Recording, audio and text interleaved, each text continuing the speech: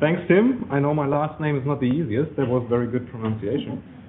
So my name is Martin Lehmkoester, and I'm a Master of Arts student at the Geography department here at Otago, and I'm looking forward to give you a short insight into my research.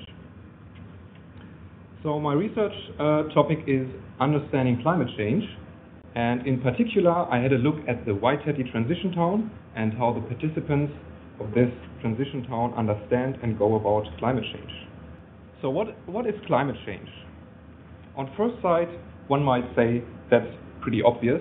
It's about greenhouse gas emissions that cause a warming of the atmosphere, and due to the greenhouse effect, and this changes Earth's climate system.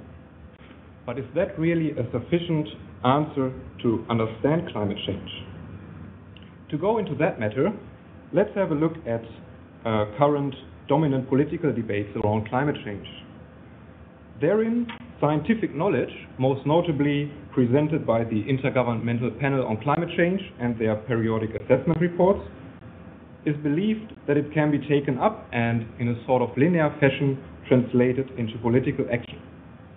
So because the problem is defined as too much greenhouse gas emissions, the political solutions are searched for in regulating these emissions.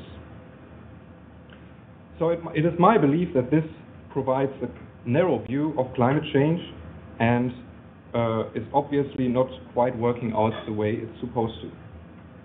Obviously, knowing about climate change in scientific terms is not a sufficient condition for encouraging political, social, and individual change. And I put forward the argument that this discrepancy between what we know about climate change in scientific terms and what we do to ameliorate the impact is due to the fact that climate change cannot be understood in scientific terms alone, but is situated in the ways people view the world. Worldviews, however, are shaped by cultural and social practices. So given that a group of people in Waitangi call themselves Transition Town, indicated to me that they offer an alternative understanding of climate change, an understanding in which the problem cannot be solved through policies focusing on greenhouse gas emissions and the application of low-carbon technology alone. In the following, I give you a short introduction into my research area and about what's going on in Waitangi.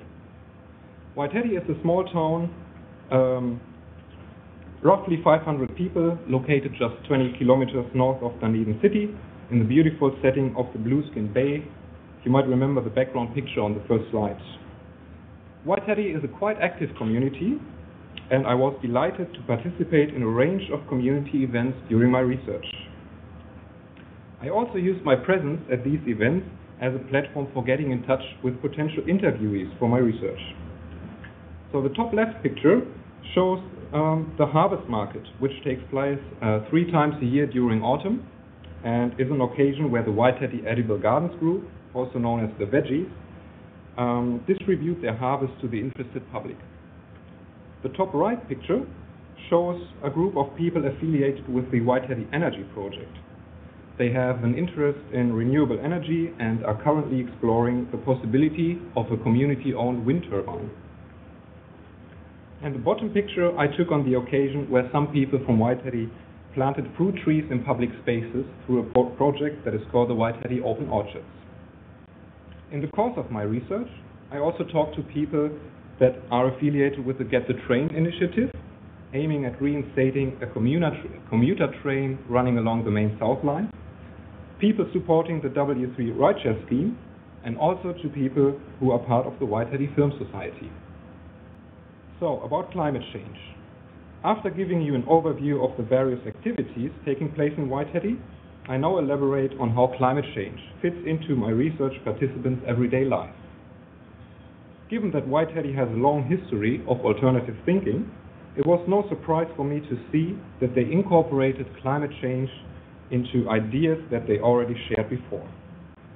These ideas, for example, pertain to social justice, where climate change is seen as a problem that hits the poor people most, and also I got told about other moral obligations that for them provide a context for climate change. For example, obligation towards the non-human world or an obligation towards future generations. For these reasons, their understanding goes beyond a scientific reading of the problem and calls for a paradigm shift rather than the application of technological solutions and keeping business going as usual. Transition towns. As heard in previous presentations, transition towns are about paradigm shifts. Now, in the case of Whiteheady, I want to highlight that many of the community initiatives that I have introduced earlier actually existed before the participants started calling themselves transition towns. And there was, for some of them, it was almost like a moment of revelation when they first heard about transition towns, and they were like, oh wow, that fits exactly what we are doing. Then adopting the name transition town created new possibilities, because on the one hand it provides a platform for sharing ideas beyond the boundaries of Whiteheady and the Blueskin Bay, and given the success story of the transition town, of which we already heard some examples, it also adds political substance to what they are doing, because it cannot be dismissed as something that only hippies or tree huggers would do. Furthermore, an attractive idea about transition towns, and for me one of the reasons why transition towns are so successful, is that they are about highlighting opportunities rather than problems. Therefore, the focus of transition towns is not on changing things because you have to change things because of climate change, but the emphasis is on change because it is fun and healthy and fulfilling to do so. So there is this sort of synergy between climate change mitigation and adaptation and exploring ideas about creating a better world. In this sense, I quote a statement from the Transition Town Aotearoa homepage: "Transition is like change, only better." In summary, my research participants go beyond understanding climate change in scientific terms and embed climate change in their ways of seeing the world and being in the world through their everyday practices. The name Transition Town reinforces their strive towards creating a better world, and by the aid of modern information technology has become a very fast-growing platform for spreading these ideas. Thank you.